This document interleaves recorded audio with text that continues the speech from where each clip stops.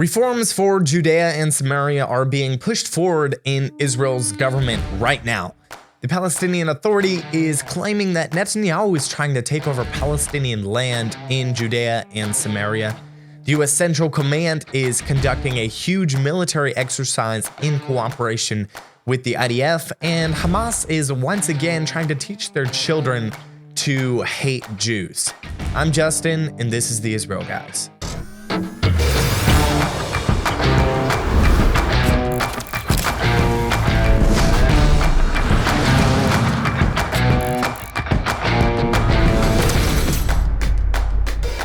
Hello and welcome to the Israel Guys, where we believe that in a world of Jew hatred and anti-Israel propaganda, you should have a direct connection to the land and people of Israel.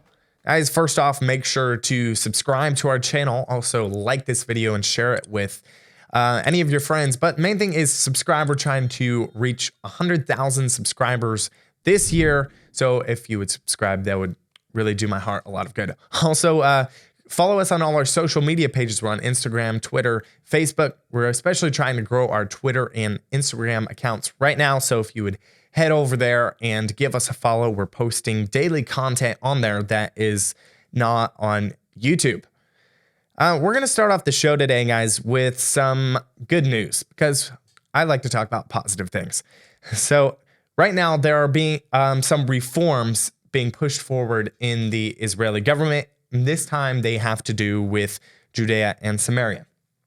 So Israel Hayom, a news agency here, they reported Wednesday morning that the Israeli government is moving forward with plans which, if implemented, could lead to a massive increase in the Jewish population in Judea and Samaria.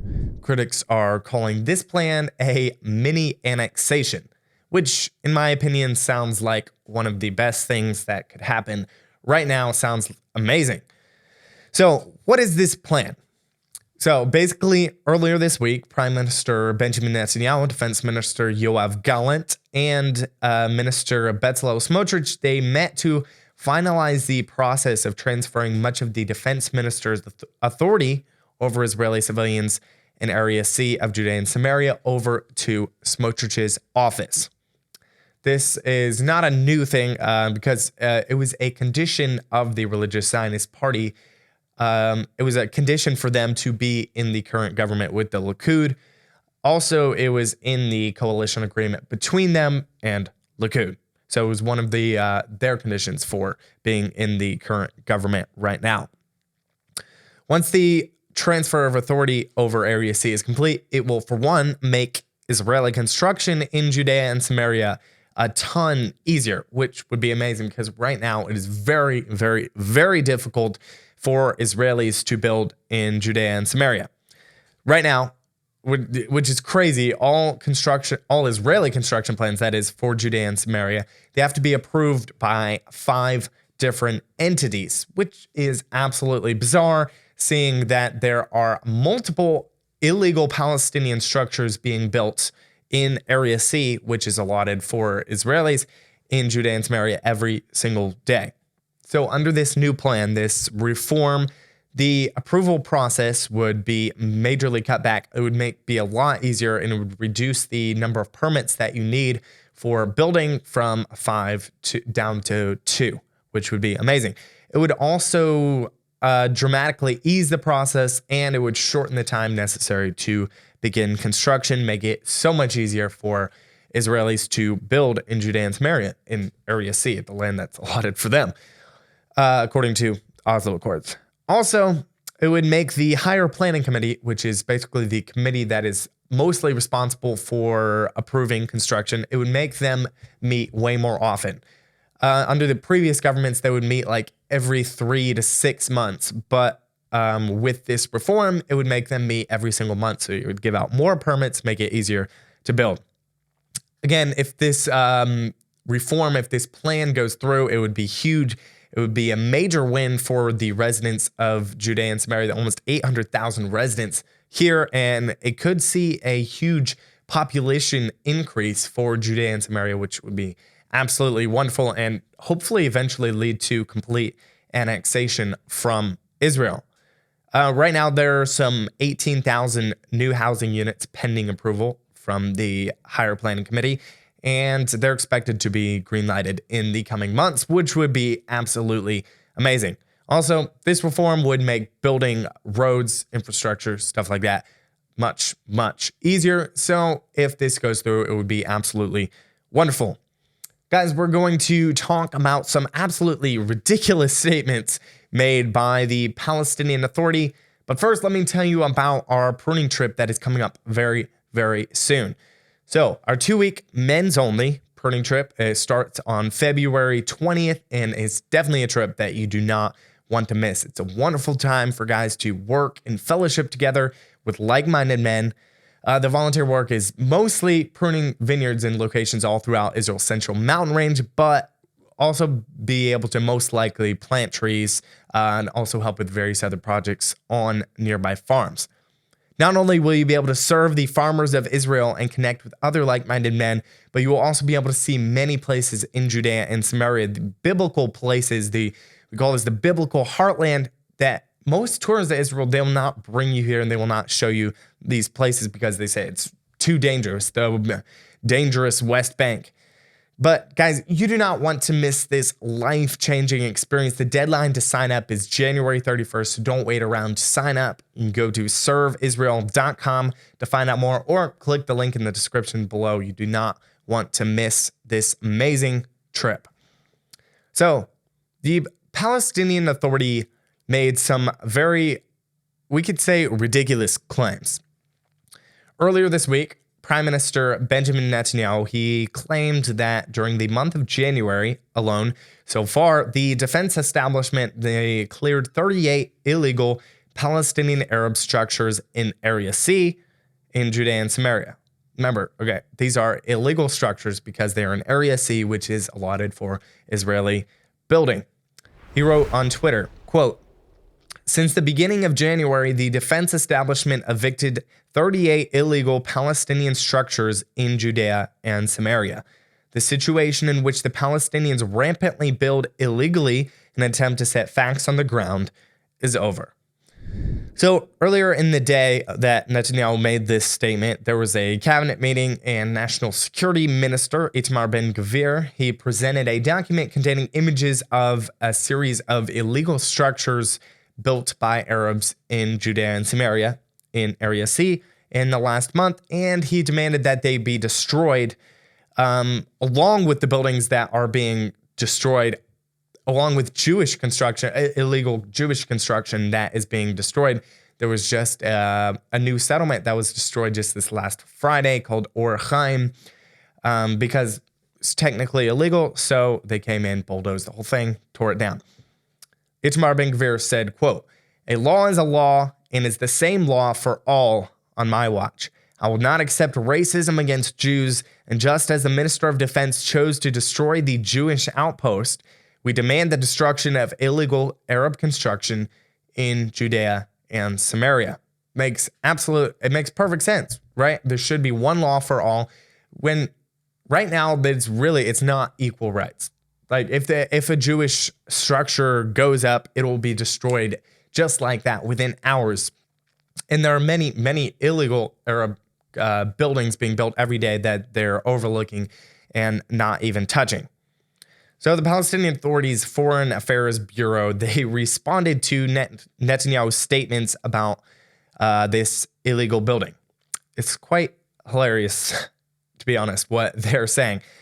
They said, quote, "Netanyahu's words do not express only an attempt to please his coalition partners from the extreme right, but are official incitement aimed at the relevant occupation arms so that they escalate the open war they are waging against the Palestinian existence in all aspects in these areas."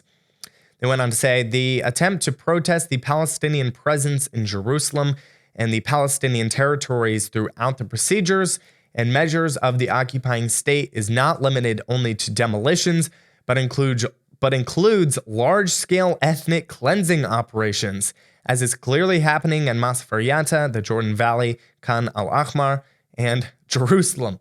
For one, this is not true at all. There is definitely no large-scale ethnic cleansing happening. And if there are buildings being destroyed, that is because they are 100% illegal. They're not destroying any legal buildings by the Palestinians, and there's for sure no ethnic cleansing happening like they're trying to say here. Like the Foreign Affairs Bureau, from the Palestinian Authority, they went on to say, quote, "The occupying state is not satisfied with these crimes,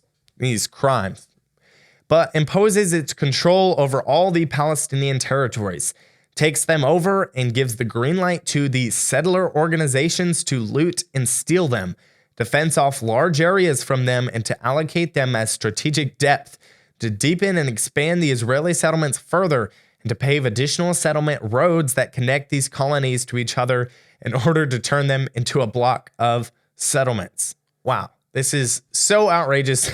It's almost funny what they're saying here. It's so crazy that you can't even believe anything they're saying here. Because the exact opposite is happening.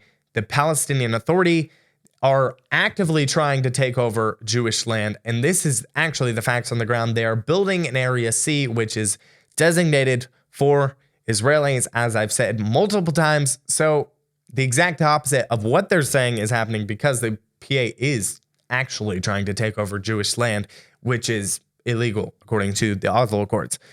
The Bureau also called Netanyahu's statements the most heinous war crime, a crime against humanity, and a violation of international law, the Geneva Convention, and the signed agreements. So what they're saying about the large-scale ethnic cleansing, which is absolutely not happening, they're saying it's a heinous war crime.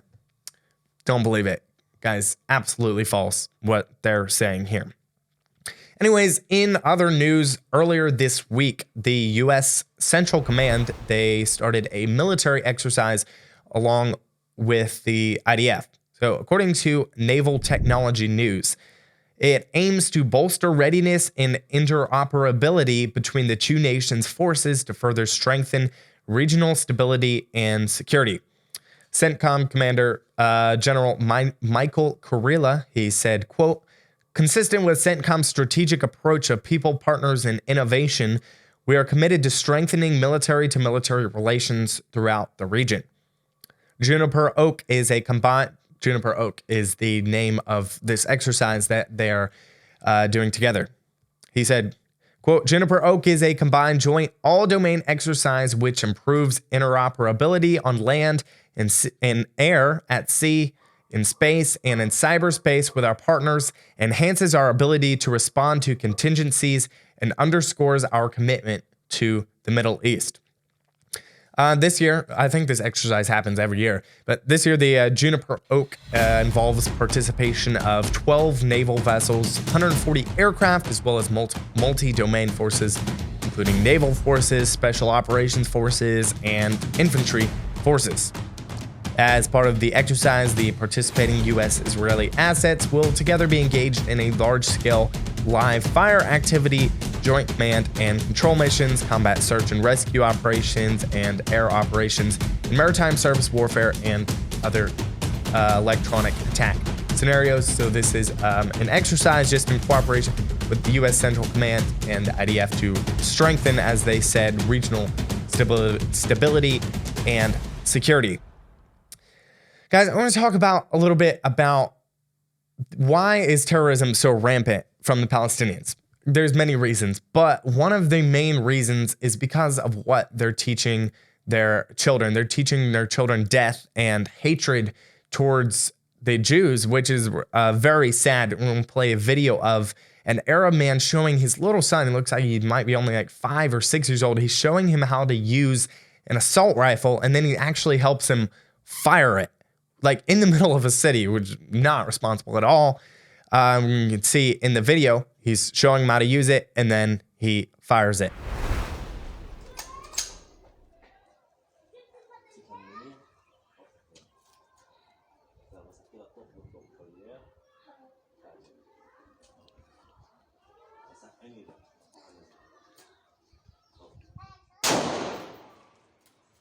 Also, there was a Hamas event in Jenin. pro-terrorism event, anti-Israel, complete anti-Israel event. You can see in the pictures and the video, you see a bunch of children at this event, and they're holding posters. And who are on these posters? These are shaheeds, or martyrs. Basically, terrorists who have murdered Jews in the past, and they are glorifying these terrorists, teaching the children that these are your heroes. These are the people that you should look up to, aspire to be like these guys who were killed, and now they call them martyrs. They killed them for trying to murder Jews, and they call them martyrs. Guys, remember to sign up for the 2-week pruning trip before it's too late. Remember, the deadline is January 31st, so don't wait around to sign up. Make sure to subscribe, get that conversation going down in the comments below. We love to engage with you. See what you think about our shows. See what kind of content you want to see us creating all the time. Remember to tune out the fake news and tune into what is actually happening in the land of Israel. We'll be back every Monday, Wednesday, and Friday with your direct connection to the land and people of Israel.